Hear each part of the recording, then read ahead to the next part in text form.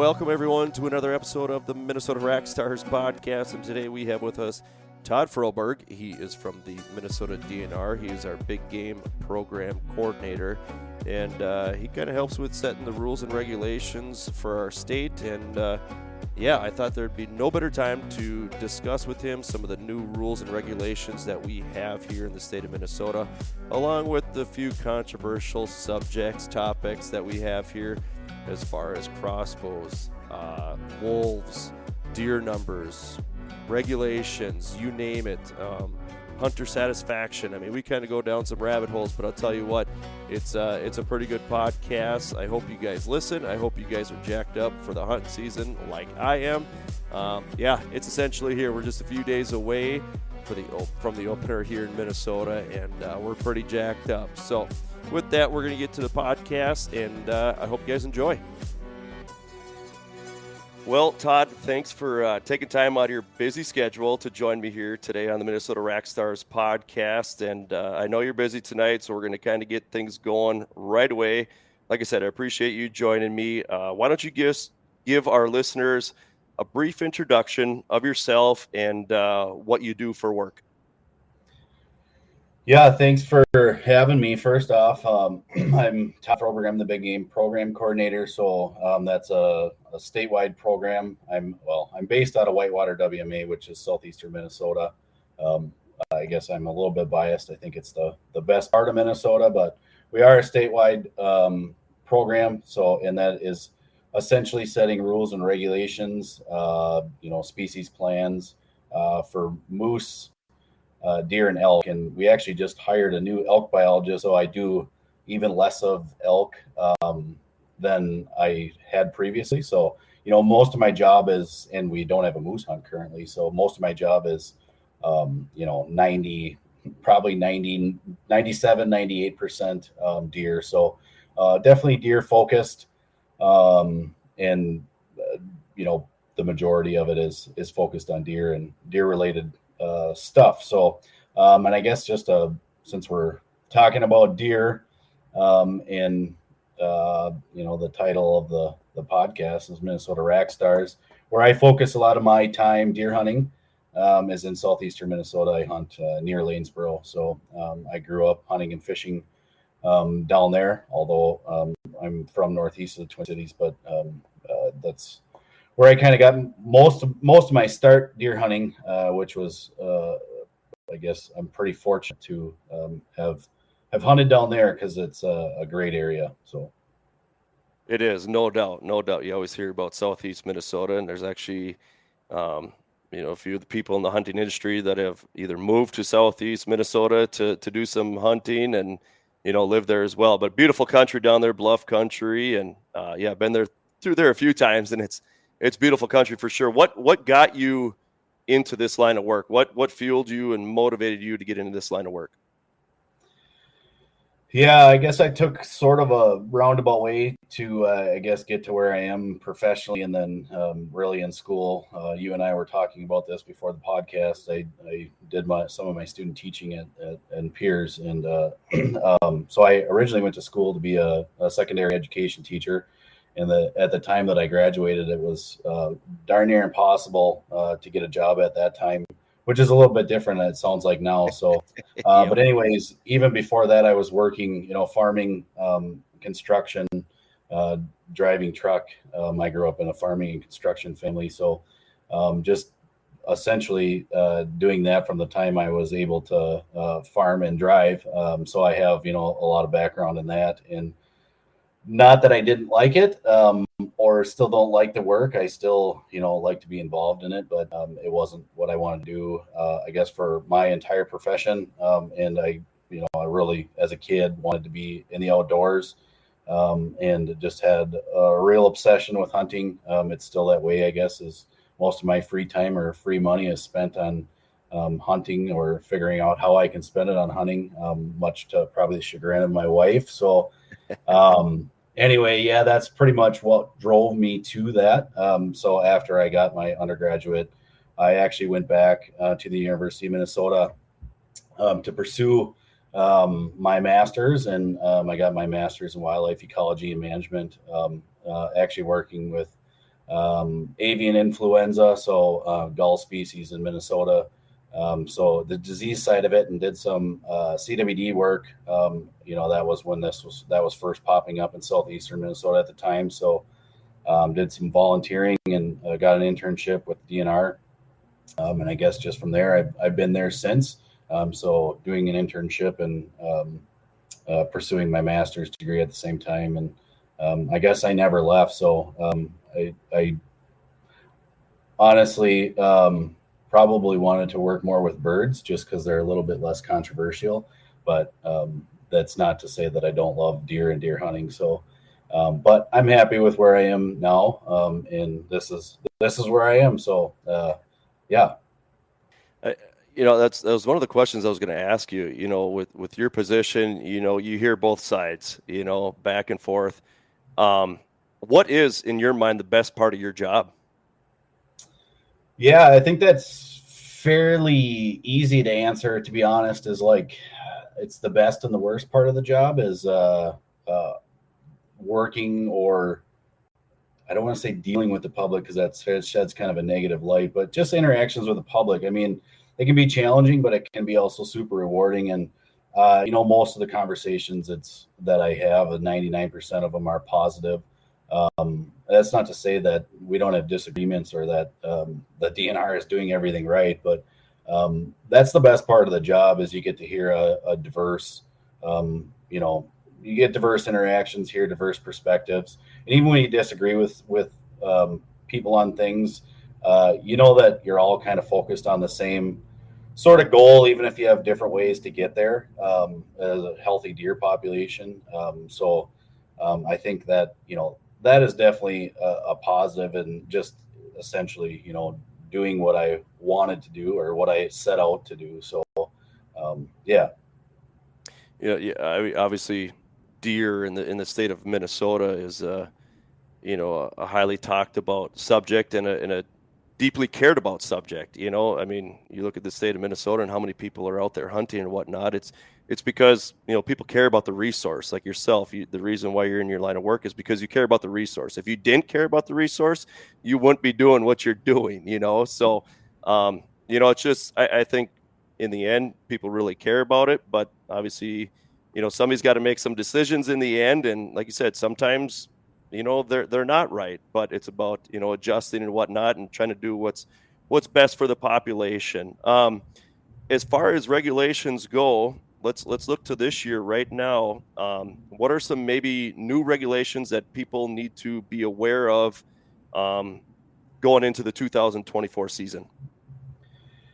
Yeah, I think probably the biggest shift, biggest regulation change for 2024 is related to our carcass movement restrictions. So some of this is probably already taking place. I guess some out-of-state hunters maybe have been on some mule deer or elk trips, or even maybe some early velvet whitetail hunts. But hunters that are hunting out of state are able to take a portion, I guess, of the head and the neck, so with or without the cape, into the state, as long as they're delivering it to a taxidermist within 48 hours, a licensed taxidermist.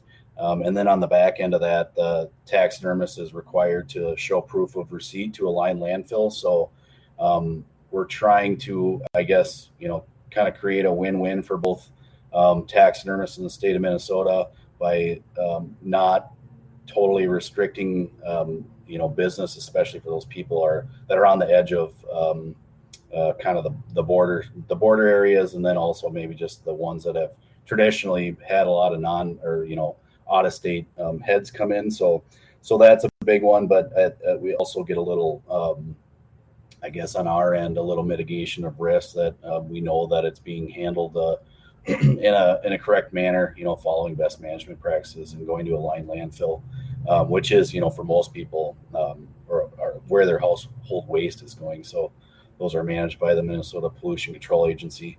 And then I guess similar to that, those hunters that are hunting within a CWD management zone are also able to take heads out of a CWD management zone to a licensed taxidermist, as long as it's going to a licensed taxidermist within 48 hours of leaving the the CWD management zone. So that's a pretty big change for people. Previously there was a blanket restriction that you could not bring anything in. So, and for some taxidermists, it was really, harmful to their business if they're on the edge of a CWD area, restricted of what DPAs they could accept deer from, or like I mentioned, a lot of the border taxidermists had expressed that it makes up a large percentage of their business, from deer or elk, moose coming from other states or provinces. So was there anything that we learned? I mean, when we had that blanket on everything, you can't bring it in. Was there any findings or anything like that as far as CWD goes that helped loosen those regulations a little bit? Well,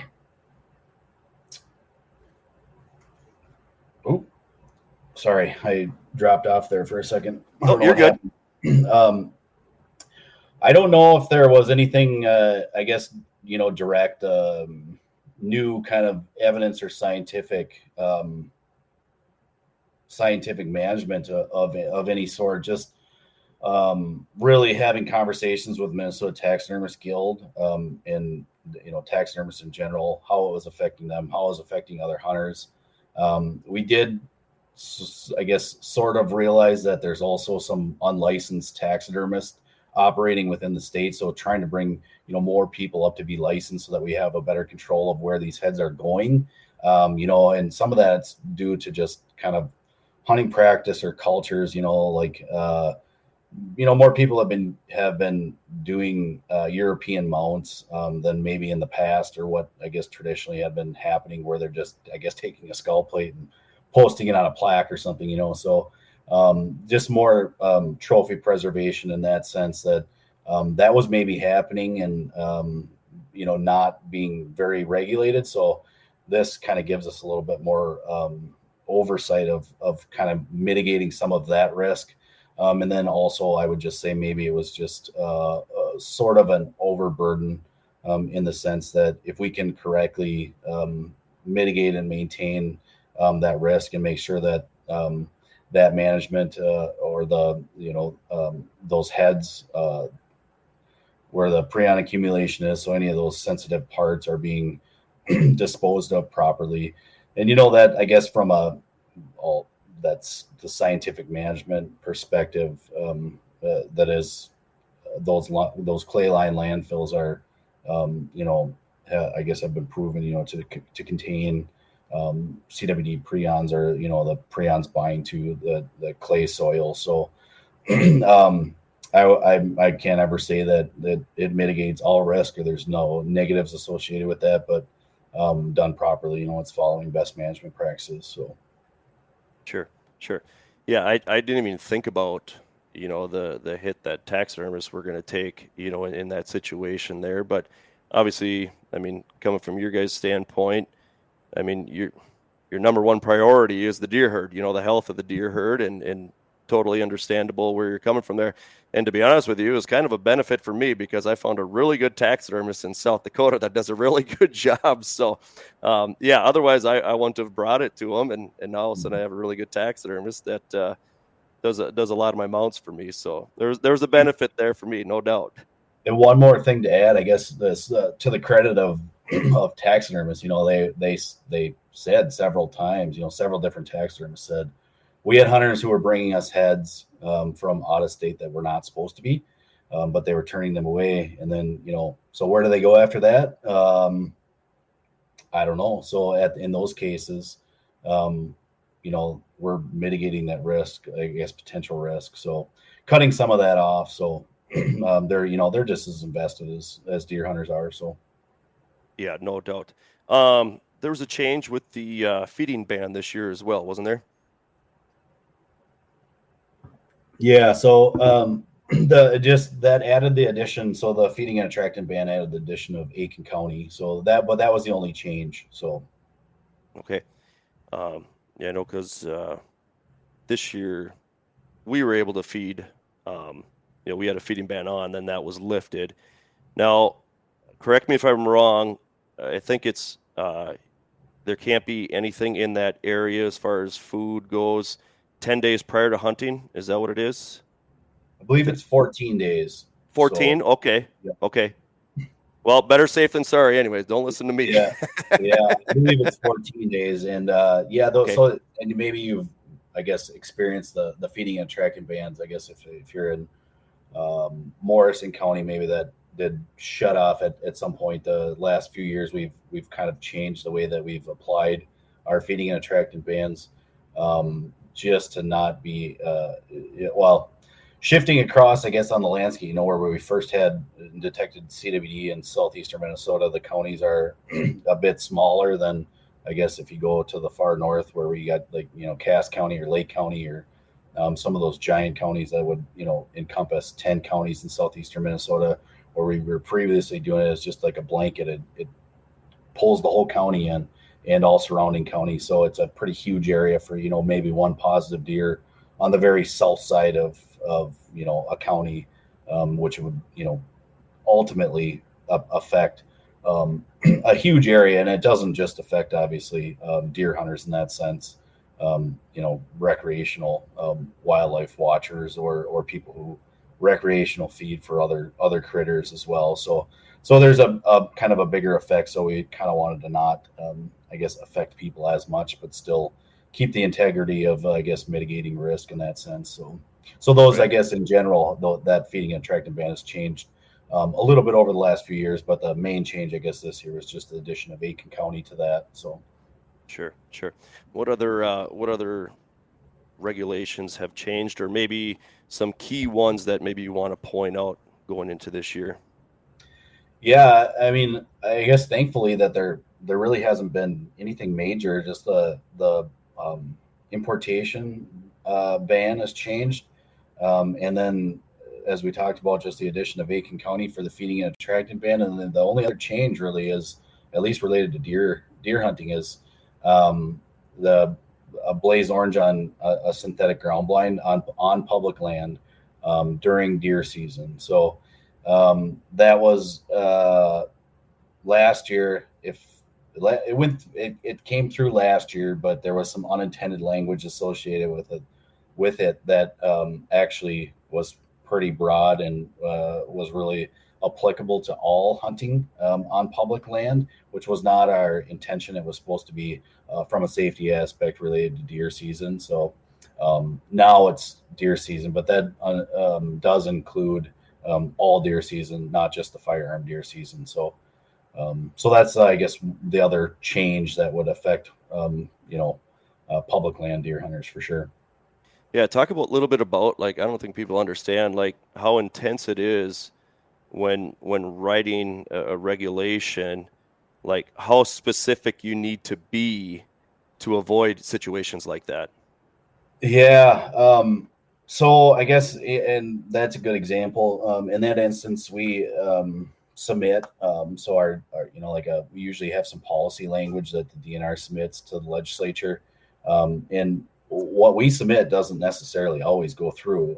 There's some give and take from both the House and in the Senate, and then obviously whoever is the representative or senator that they have constituents that they're answering to. So there's maybe conflicting views on some of those. So there's also give and take there. And like in that specific instance, what we proposed did not actually go through. There was some adjustments to the language that we proposed, and it didn't end up the way we wanted. So we resubmitted again this year and fixed just some clarification stuff. So that stuff is just minor, but in some of those instances where I guess another example would be our elk language this year. So from the DNR technical bill, we were trying to decouple some agricultural payments to the elk population, just to try to, I guess, create some, having worries about a small elk population with some a little bit of genetic bottleneck or genetic variability. So some of the issues related to that and just the elk population in general. But anyway, trying to decouple those from the ag payments from growing the elk herd. And it didn't go exactly, I guess, to the language that the DNR specified. There was some, give and take throughout the whole legislative session to where we ended up this year. And the language did change, but like I say, it wasn't exactly what we submitted. So, yeah, it's there's a lot of work that goes into it, and a lot of different people that are involved with it as well. And yeah, I didn't realize that, all of a sudden you just get this printout and it's like, well, what are they doing here? You just read it and go along with it. And then there's so many, ways to read things and interpret things or whatever. You got to be really specific on what it is. Otherwise, all of a sudden there's a situation that you didn't intend, to happen. And all of a sudden there it's, something you missed. But yeah, a lot of people got to check it. A lot of people got to go through it. It's really interesting to me, all this stuff and all the people that are involved with it as well. As far as when somebody harvests the deer, obviously technology has evolved. You're able to register deer online now. How has that gone? I mean, has that been a success?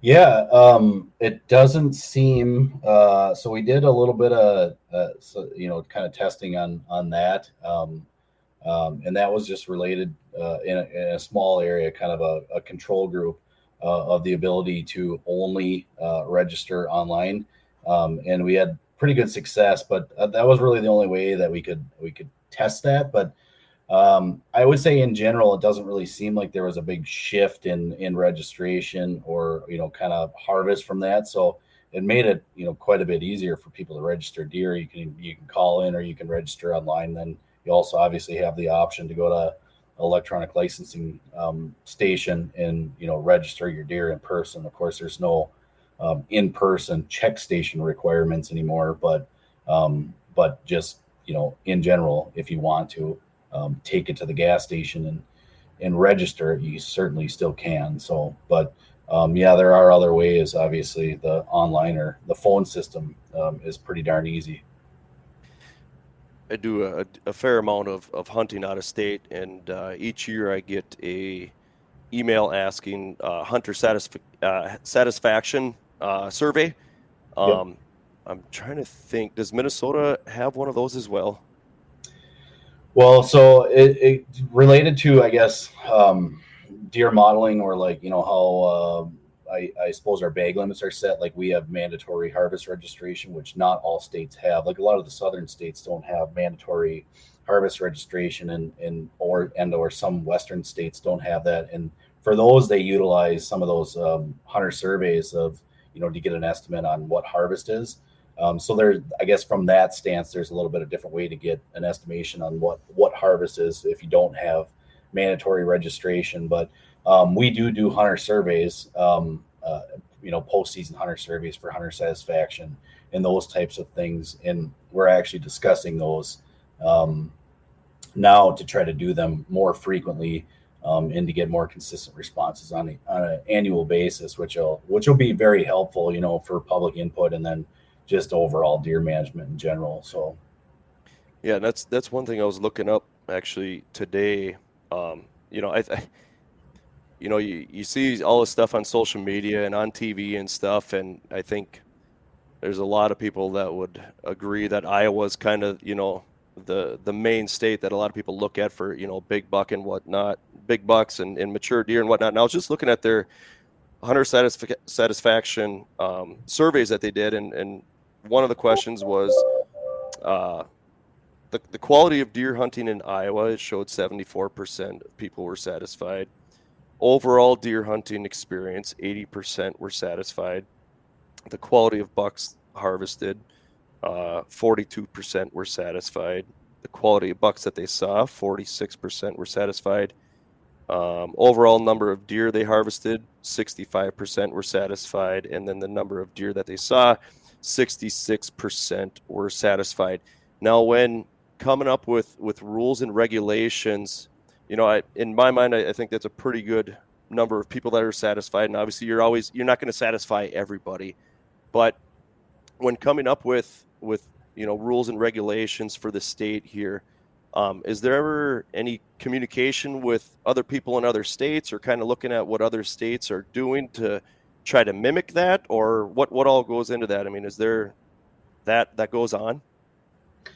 Yeah, certainly. I guess from the perspective of kind of observing some other states, we are, I guess I hunt in several other states. So I like to think that I at least have a diverse perspective of how kind of other states are handling things, and just, what the hunting quality or hunting experiences in other states. So I think, for me, that's helpful in my job. And then I guess from a professional perspective, we have been having an annual meeting with the Wisconsin deer program, and some of the Wisconsin deer biologist researchers, and actually had Michigan just recently as well. So we communicate with them. We were talking about which now I'm kind of blanking on the issue which we were talking about. It was related to a multiple buck issue. We have the 3 buck limit in southeastern Minnesota and some of those DPAs, and some other states have had longer multiple buck limits. So we were kind of looking at what the percentage of hunters taking multiple bucks, or people taking multiple deer for some of our areas that are over goal population. So just trying to tease some of that stuff out, what works, what doesn't. But anyway, that conversation happened with Tennessee. So we do have conversations with several other states, and actually just coming up here in 2 weeks, we're actually going to Michigan for the Midwest Deer and Turkey workshop. So that's a assembly of all the Midwest states, and that includes Minnesota, Iowa, Michigan, South Dakota, North Dakota, Ohio, Indiana, Kentucky, Nebraska. So all their deer, and then actually their turkey biologists. So all of us in the same spot for a workshop. So that's an annual workshop. That is definitely one of the highlights of the year, because it's just interesting to see some of the same struggles that the states are having, and then just successes where that I guess they're having, or some of those regulation changes. So I think there's definitely some things that we could be doing, or emulating some of those other states to just make some changes, or in certain areas, maybe harvest more deer, kind of balance the ratio, the buck to doe ratio, and those types of things. So we are trying to learn from some other states. And then I can also say that within state government, things move pretty slowly. So I'm not going to say that you're going to see anything here in the next year, but Right. Yeah, we definitely are having these conversations and trying to make some positive changes, I suppose. So Definitely. What is one thing, like personally, just you as a hunter, do you like what another state might be doing that, it'd be cool if Minnesota could implement this? Yeah, there's this is a tough question to answer, and this is one that I always get a lot of criticism on, or even like from some of my hunting buddies, or they're always like, well, why don't you just do this? North Dakota does this, and it's like, well, yeah, North Dakota also has a deer hunting population of 60,000, so it's like, it's not always apples to apples. And I'm not trying to make excuses. I think there's things that I would like to do differently, but like you mentioned, Iowa, there's certainly great deer hunting in Iowa, but they get, I talked to the Iowa deer biologists, and they get some of the same complaints that we get. And then also like some, I talked to the Wisconsin biologists, and they get some of the same complaints we get. And then people are like, well, why don't we just move the season back like Wisconsin does? And Wisconsin some of their deer hunters want to move the season up, or, vice versa. So it's interesting. But there are things, like in general, I guess if I was the ruler of the world and got to change deer regulations in a single way, I wouldn't, I guess I would maybe not like a single statewide opener, to just be a little bit more flexible of when that happens, based on north and south. Like we have a hugely diverse state, diverse ecosystems, timing of the season, not necessarily like timing of the rut, but just temperature in general. is different of what people's comfort levels are. So we're a big state, so I think we could. It would be nice to not be so rigid on some of those things, and it would, in some cases, improve our deer herd and deer health, at least in me as a hunter, and then even somewhat professionally, in my opinion. So I think we would have an opportunity to impact the deer herd in several ways. So. It's a good point, and that's actually one of the questions I thought of today. You think about the 100 series, up north, and I pulled some numbers, and I was looking at hunter numbers in the state of Minnesota, and they're on the decline. They're on the decline, and I looked at the zone 200s and 300s and whatnot, and to me it looked like the 200s were pretty similar from I looked from 2021 to 2023, and zone 200 and 300, they were pretty similar for hunter numbers throughout 2021 to 2023. Now, the 100 series up north, 2021 there was over 150,000 firearms. I'm just going firearms here, okay? There was over 150,000 hunters in 2021. 2022, that number dropped to 144 plus thousand. And then 2023, it dropped even more to 127 plus thousand firearm hunters up there. And I know a bunch of people that have hunted up there for many years. And obviously there's an issue there, and the deer numbers aren't there is what I'm hearing. I don't hunt up there. This is just what I'm hearing from people. So what are we doing to try to get those numbers back up? In my mind, kind of up there, because to me it looks like central to southern Minnesota, those numbers are staying pretty even, but it's that 100 series up north that's really dropping off based on the statistics. Yeah, some of those are definitely accelerated more than others, and it's hard to conclude anything else besides just hunter satisfaction and or deer numbers. It's tough to continually go back to an area if you're not seeing deer. There's just plain old. You can't say it any simpler. It's just that's why people aren't hunting. So. Yep. I don't know. I don't have an excuse for that. There is no, excuse for that. There's just nothing else, I guess, I can say related to that. Is why. It is a bit different style of hunting as well. Like the traditional deer camps of where people are going up for a week at a time and not coming out. So that's just not as popular anymore. That's being observed in some other states that have, kind of those northern, like the northern latitude or that type of hunting, similar in Wisconsin, similar in Michigan.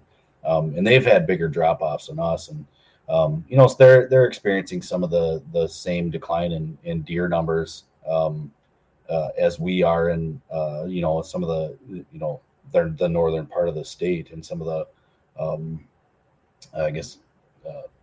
areas that are experiencing more winter. And then, of course, a different predator base or a more robust predator base in some instances in some areas. So I guess I'm sort of rambling now, but the where we're going to go or, how we're going to achieve, I guess, some of those numbers or, an increase in hunters is, the simple fact of it is there's just going to have to be more deer to entice people to want to hunt there.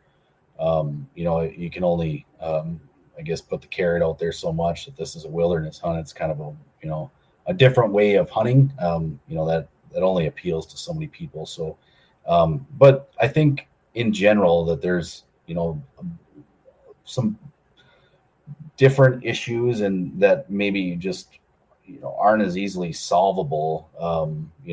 We've had some habitat or forest composition changes, market, driven by the market. There's just not the same Some of these timber sales are being transported farther, and just the age of harvest has changed from what it was in the past, and so there's just some potential. We are planning to do some more research related stuff up there, kind of looking at forest composition and just overwintering habitat, and then just to have some more cause specific mortality related stuff. We have some in some localized areas, but the predator populations are pretty dynamic. Some bear populations have changed pretty drastically in some of those areas, whether that's more or less, but they are changing. These things aren't static. We have more bobcats than we previously did.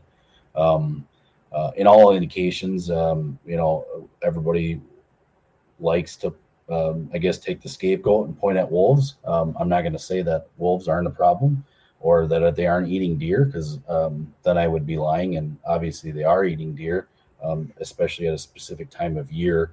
And we also can't, deny the fact that we just came off of, 2 extremely difficult winters. And we've observed this in the past. In fact, I was just talking about this today, that in, 97, 98, and then in 2012, 13, we had nearly the exact same harvest numbers. All indications is we have less hunters of now. So some of those better measures might be like hunter success, and I'm not saying that that's perfect, but anyway, I guess a long way of saying that there's a lot of complicated factors. It's not just one thing, but we are trying to we're continuing to do habitat management work. There's a lot of habitat management work happening in a lot of those areas. It's not going to happen overnight. We've had a really snowy decade as well. So, Mother Nature is going to have to hopefully play her part in this as well, and build some of those populations up. But unfortunately, it's not just going to be, one thing and it switches to, fantastic deer hunting again. So it's probably going to be a longer played out process. So, but I guess from at least now, habitat management work, increasing deer, habitat to provide more winter browse and forage, some of the younger successional forest at crucial times of the year, and then also having that diverse species timber stands to accommodate winter habitat as well, and then I mentioned wolves. Wolves are currently on the, are federally protected. They're on the ESA. So I know a lot of people would like to see a wolf season or have strong opinions about wolves, but really, I guess from a deer management perspective at the moment, there's not really a whole lot I can say or do with wolves or to ease that concern. So you talked about, you're down in the southeast, and I believe there was some APR that happened down there, right? Okay. So based off your experience with APR, is APR something that could be implemented up in those northern counties zones to help with that deer herd, or what have you learned through APR? Would it be able to help them up there? Potentially. So currently, actually, it's in statute right now that we have to have legislative approval to, I guess, have APR out anywhere outside of those 300 series DPAs. So anywhere outside of southeastern Minnesota wouldn't be a rule change; it would be a statute change. So that makes things a little bit more difficult. I guess just from a practical standpoint of if we are, if that would, I guess, be to the betterment of hunters. Yes and no. I guess, obviously our most important cohort of the population up there, or what's driving those populations, are obviously going to be our breeding females.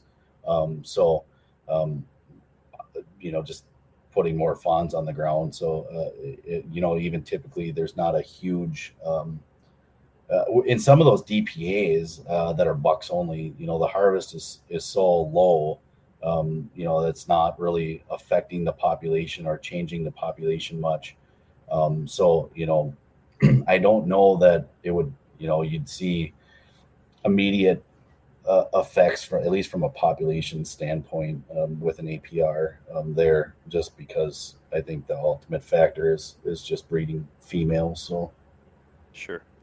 Yeah, I know my father-in-law hunts up in that neck of the woods, and every year he goes up there, and he's usually pretty successful bringing home a buck, but every year it's like that one deer, one buck, that's it, just one buck, and it's like, okay, it's been that way for how many years? It's like, is there any other type of adjustment it can do to get that population, thriving again, where maybe you can take a doe. He applies for a doe permit, but very seldom gets one. But, is there any other types of changes that can happen to help, increase that population? That's why I brought that up.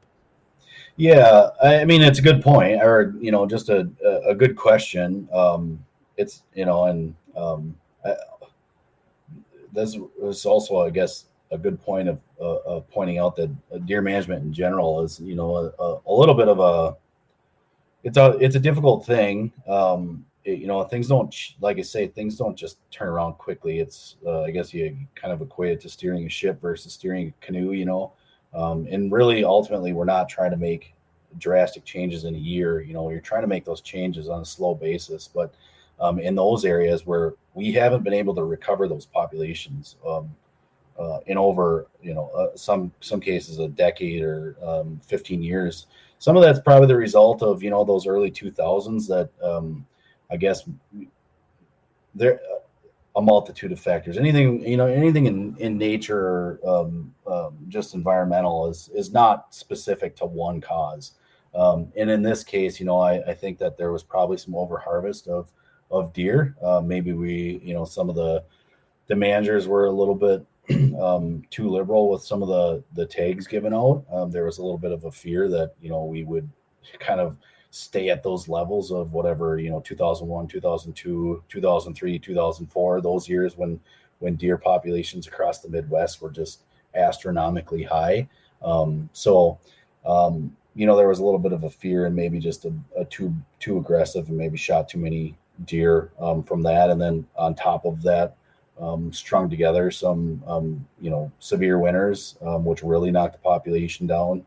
And then, in general, as we kind of talked about, those predator bases have shifted. Like I say, they're just not static. And I don't doubt that there's people, I guess, from a statewide perspective, the way, and not to go too deep into the wolf conversation, but our survey methods haven't changed since they're whatever. I'm not the wolf biologist, so don't I guess pick me apart on this, but they've been pretty steady for a while, and that's not to say that there's not differences locally. I guarantee that there's probably places where wolves are having a greater impact in certain areas, so that's just the way it is, but on a local basis. But well, I think the other thing too, I mean, a lot of people want to point the finger at wolves, but the bear, I believe, are the number one predator of whitetail deer. Yeah, especially like that's an interesting thing too. Is I was at Game Fair and had several conversations about wolves, and just in general, they get the finger pointed at them, which is fair for late winter. No doubt. But in the spring, and that's been demonstrated in several different research studies that bear and bobcat are having a more of an impact in other times seasonally. So seasonal predation is a pretty interesting thing. So do you know what the regulations are up in that 100 series as far as bear permits go? Is that over the counter, or like do you know what that is? I think most of those are in lottery. So yeah. Sure. Yeah, because I just I've been up there. A lot of bear up there too. Yeah. We're going to transition here. I'm not going to keep you too much longer because I know you got obligations tonight. We're going to switch from one hot topic to another one. Okay. This last year, the hot topic in the deer world was crossbows. Yeah. What are some of the things that we saw from crossbows this last year as far as harvest goes and all that stuff? And maybe I should have prepped you for this one, but it's another one I thought of here not too long ago. But what are some things that we've seen from crossbows this year or this past year? Yeah, and that's a good one to talk about with, like, how regulations are made or how regulations come about. That came from the legislature. We didn't have any conversations about that, and I'll be honest, I didn't know that was coming down the pipe at all until I think it was a week or 2 weeks before the legislative session ended last year. So. But anyways, we are required to submit a report after 2 deer hunting seasons, on the impact that crossbows have to deer population. And then we'll also be assessing, like hunter satisfaction or the impacts to hunters as well. So we'll be doing a postseason survey that's coming after this coming season of archery hunters, and just trying to get at some of those things of some of the, I guess, recruitment of archery hunters, hunter satisfaction and harvest, and then just like first time archery hunters, first time crossbow users, those types of things, to try to tease some of those things out. But in general, from a harvest standpoint, looking at last year, so it was and I can share these with you too, that I have just a couple different highlight sort of tables, figures, and I guess kind of one interesting thing, which isn't really super unexpected, but the proportion of harvest by crossbows increased as the season went on. So there was more harvest by proportionally with crossbows in December.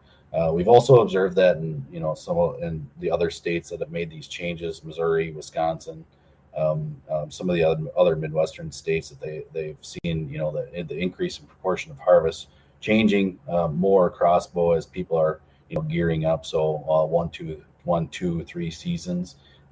So that changed.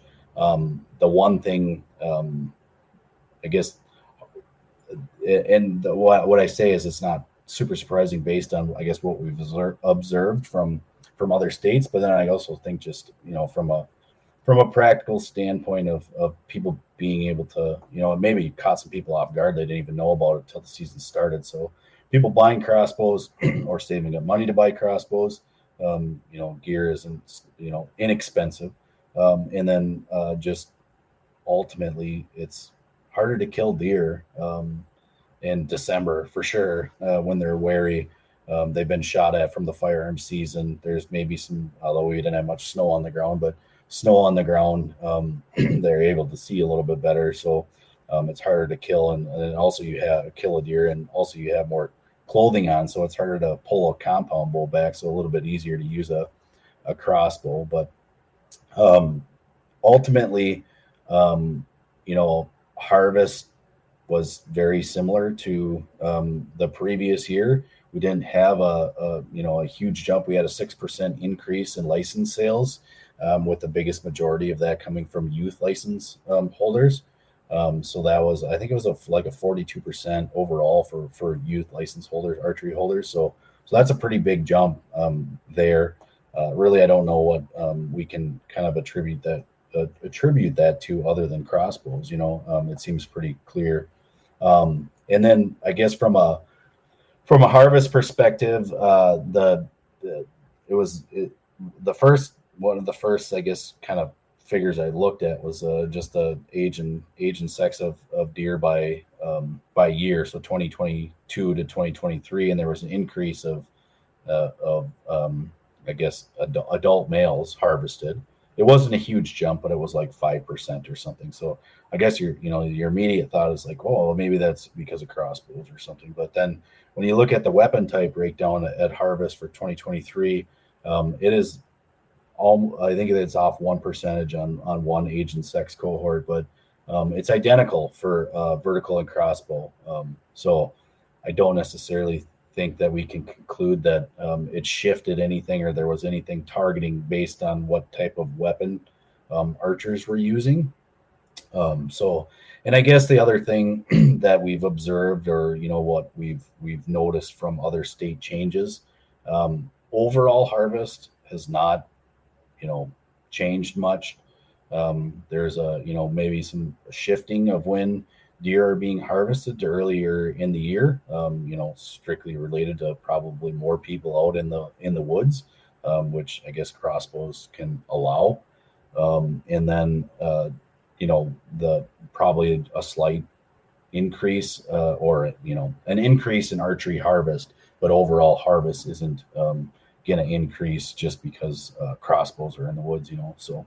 Mm-hmm, mm-hmm. There's people that'll say that, you hear this, that crossbow should have its own separate season. It shouldn't go for the entirety of the archery season.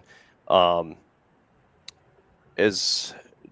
you see crossbows just staying where they're at throughout the entire archery season, or do you see a shift maybe later in the future saying, you know what, maybe crossbows are in a different league? Because, kind of like you alluded to, it's a lot easier when it's December and you're bundled up tight. I've seen it, and I've heard people say, I couldn't pull my bow back because I had too much clothes on, where if you got a crossbow, you just pull it up, pull the trigger. I saw a video the other day. I would say a probably 6-year-old kid shot a really nice buck at about 40 yards with his crossbow. Do you see there being a change in that and having a separate season, or do you think it's probably going to stay the same? Yeah, I guess I guess I'll just be brutally honest. I don't think that there'll be a change. I don't think, and I mean, it'll be really hard to demonstrate that there's a major impact, especially to deer populations, based on crossbow use within 2 years. I just don't think that that's a a realistic time frame to demonstrate that they're having a negative impact on deer populations. It'll be interesting to see kind of what we observed from the hunter survey. So we did, we have an annual deer after season deer questionnaire, and it was that anybody can take. That's a self-selected survey. So we do that after every deer season. In one of the, we usually have, if there's a specific theme that we're trying to get some more information on, we have those questions in there, and we had a couple of crossbow questions related to that. And the response on that was actually fairly neutral. I think it was, there was it was a little bit higher that, of those, I guess, archery hunters that disagreed with crossbow use. But I guess I was maybe sort of surprised that it was just a pretty neutral issue in general. So it'll be interesting to see, I guess, where we come out with this hunter survey. And it would, in my opinion, would really have to be a drastic impact to hunter satisfaction and or just a major disagreement to take it away. I think once opportunity is given, it's really hard to take it away. And especially since, like I said, just the process of how it came out. It wasn't, a DNR initiative. It came out of the legislature. So I guess I don't think that it will go away. So yeah, no, that's it's all this stuff has been really, really good information, and I appreciate you speaking with me today and going through all this, because I know your position is a difficult position to be in, and you get your finger pointed at you a lot, and people don't always disagree or agree with you. And I just want to thank you for everything that you do, because somebody has to do it. And I know you got the right mindset moving forward just by speaking with you and speaking with you beforehand. We truly do appreciate, all the effort that you do. And I just want to thank you for doing that before we close down here. But anything you kind of want to hit on and make sure people know or are reminded of before going into the season here, because the archery season opens this weekend, and things will be kicking off. So just any reminders or something you want to hit on before we close it down? No, I guess just a general reminder, obviously, check out the regulations book before you hit the woods, just to make sure that you kind of know what's going on. We covered kind of the main things, but just in general, what your deer, deer permit area limits are and those types of things. It is important to just kind of check those. Give it a quick once over and brief look on that. And I really do want to, highlight, we are public servants, so we're here to answer questions. Like I said at the kind of the outset, that maybe we don't always agree on everything, but I'm here to answer questions or explain the reasoning of why things are. So I'm always here for questions and input. As long as we can have a respectful conversation, it's always helpful. And sometimes I think people say I hear that the DNR doesn't listen, but we do, and that is a major process for how our annual bag limits are set as public input. So I want to put it on the deer hunters that it is very important to provide your input and be involved in the process, even if it sometimes doesn't feel like you're being heard. And if you don't get your way, that doesn't mean you're not being heard. But I can assure you that we are hearing, and we're picking out these common themes of changes or processes. So I just want to put in that plug. Feel free to provide input and reach out. It's an important part of deer hunting and deer management. So awesome. Well, Todd, once again, I appreciate everything that you do for the state, and then also thank you for joining me tonight here. Yeah, thanks, Joe.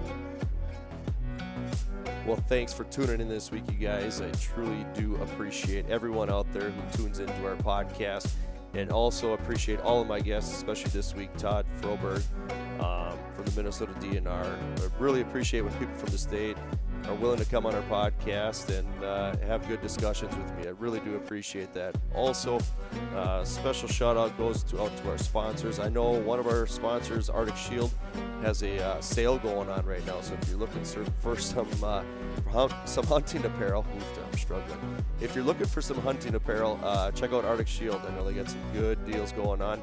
And so we got Arctic Shield, Domain Outdoor, J&R Outdoors, Skullcraft, Fish Guide, Tacticam, and also Fourth Arrow Camera Arms. Like I said, I appreciate everyone listening. Don't be afraid to share our podcast with other people too. If you know they like hunting, I'm sure they'll enjoy listening to the podcast as well. So with that, make sure you also follow all of our social media platforms, Facebook, Instagram, TikTok we're on now, and also YouTube. So get on there, check some things out, and hunting's here, people. Hunting is here. We're excited. Good luck to you guys, and this will be the last podcast going into the hunting season. So I just want to wish everyone good luck. Be safe. Wear a safety harness, and go get the big one. All right, guys. Take care.